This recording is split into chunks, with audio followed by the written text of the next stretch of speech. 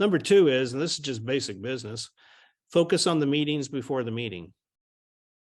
The most important meetings are never the meeting. If you're bringing something up in a meeting, you are an idiot. The last thing you want to do is bring up a new idea in a meeting. You bring the ideas up in the meetings before the meeting to figure out where they're at, figure out what their objections are, find out whether they're an ally.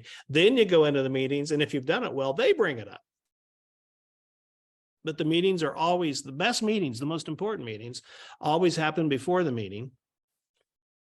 I spent 6 hours last month in meetings before the meeting because the elders needed to get over a hump.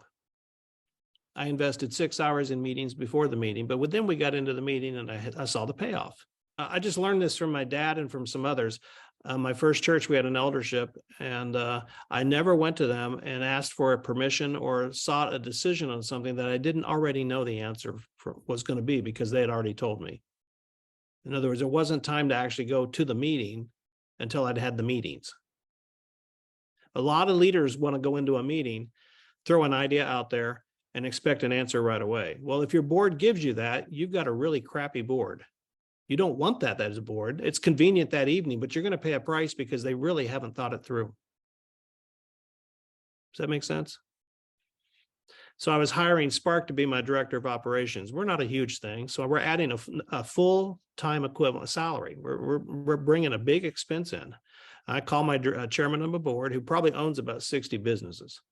And I called him up and we're chatting it through. And I told him, here's who I want to hire, and here's the job I want to hire for, and these are the expectations. I'm having my meeting before the meeting. And then I said, Dale, if I understand my executive limitations right, the Carver thing, I could hire Spark without asking for permission.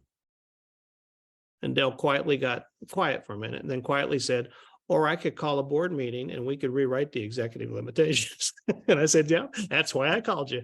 I needed to have the meeting before the meeting, because otherwise I'm going to overstep and I'm going to scare them.